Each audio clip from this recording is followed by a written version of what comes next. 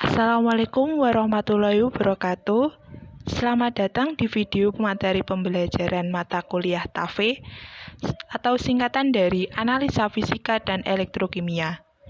Pada video kali ini, saya akan menyampaikan materi tentang praktikum analisa secara elektrografimetri. Sebelumnya perkenalan dulu, karena tak kenal maka tak sayang. Nama saya Dini Aditya Tinara, mahasiswa D3 Anafarma tingkat 1A dari Poltekkes Kemenkes Malang. Materi yang akan saya sampaikan yaitu pertama adalah gambaran mengenai elektrografimetri, yang kedua adalah dasar perhitungan elektrografimetri, yang ketiga adalah metode kerja praktikum elektrografimetri, yang keempat adalah alat dan bahannya digunakan pada saat praktikum, dan yang terakhir adalah daftar pustaka atau referensi praktikum elektrografimetri. Pengertian elektrografimetri. Elektrografimetri adalah suatu metode analis kuantitatif berdasarkan pengendapan atau pendepositan logam tersebut pada elektroda dengan bantuan arus listrik. Dapat digunakan untuk menentukan kadar suatu logam tertentu dalam larutannya. Alat elektrografimetri ini bekerja berdasarkan prinsip elektrolisis, di mana pemberian arus listrik menyebabkan reaksi reduksi komponen pada katoda dan sebaliknya proses oksidasi pada anodanya. Syarat elektrografimetri. Syarat-syarat yang harus dipenuhi untuk analisa secara elektrografimetri adalah: yang pertama, ion logam dengan elektrolisa akan mengendap pada katoda. Yang kedua, efisiensi elektrolisa tidak perlu 100%, tetapi efisiensi pengendapan harus 100%. Yang terakhir, bila sampel terdiri dari campuran logam-logam, maka untuk mengambil salah satu logamnya, cukup dengan mengatur potensial elektrolisa yang sesuai untuk logam yang diinginkan. Selanjutnya, prinsip dasar elektrografimetri. Analisis secara elektrografimetri didasarkan pada prinsip sel elektrolisis, di mana penentuan jumlah listrik dan variabel waktu menjadi sangatlah penting. Secara kinetik, arus listrik menyatakan laju mengalirnya muatan listrik setiap saat. Berikutnya tipe metode elektrografimetri. Terdapat 3 metode dalam analis secara elektrografimetri, yaitu yang pertama, elektrolisis pada potensial terpasang atau EAPP yang tetap. Yang kedua, elektrolisis pada arus tetap. Yang ketiga, elektrolisis dengan potensial katoda tetap. Untuk aplikasi elektrografimetri ada 2. Yang pertama, sistem besi. 3. Untuk membatasi agar E0 katoda tidak lebih negatif dari plus 0,77 volt, sensitivitas analisis ditentukan dari penimbangannya. Ion H+ juga dapat digunakan sebagai indikasi potensial sel, karena biasa dipakai juga pH sebagai penyangga potensial. Aplikasi yang kedua adalah aluminium atau elektrolisis skala besar. Aluminium adalah logam terbanyak di bumi, kegunaan di pesawat, industri kaleng, dan lain-lain. Dasar perhitungan. Dalam analisis ini, untuk tembaga diendapkan secara kuantitatif pada katoda yang inert berupa sangkar platina. Pertambahan massa endapan dijadikan dasar pada penentuan kandungan Cu2+ yang mengalami proses reduksi.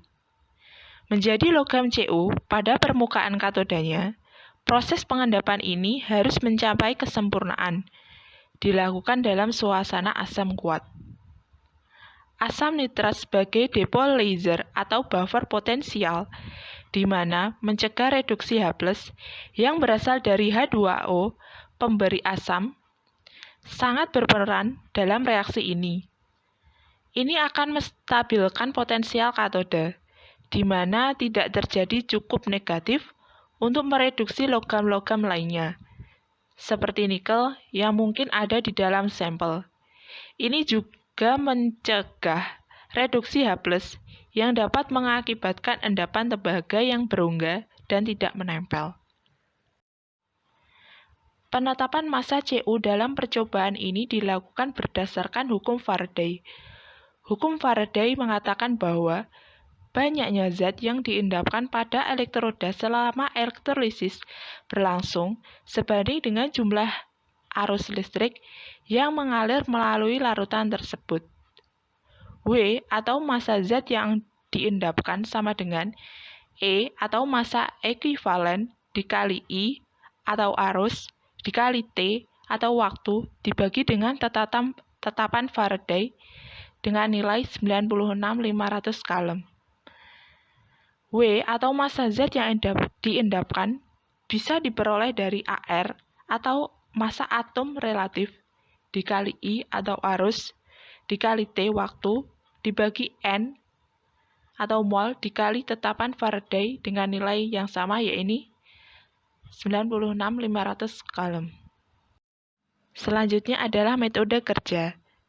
Yang pertama, bahan. Bahan yang digunakan dalam praktikum elektrografimetri adalah 1. CuSO4 2.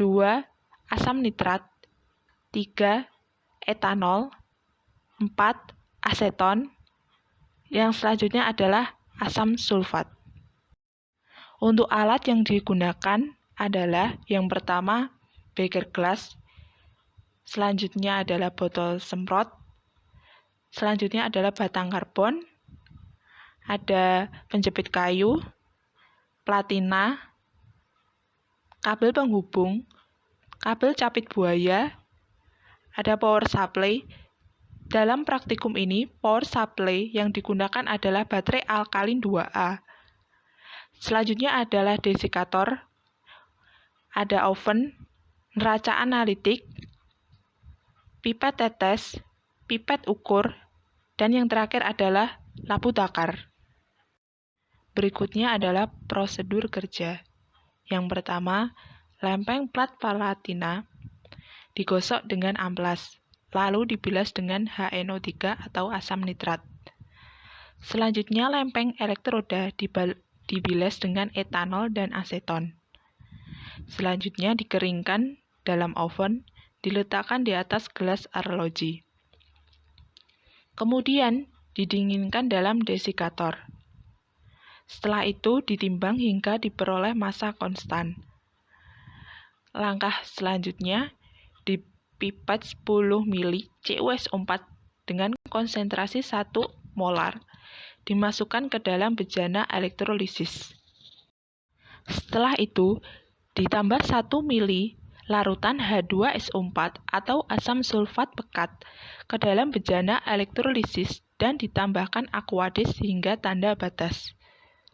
Kemudian, lempeng platina diletakkan di dalam bejana elektrolisis dan bagian atas lempeng dijepit dan dihubungkan melalui kabel dengan arus listrik sebagai katoda.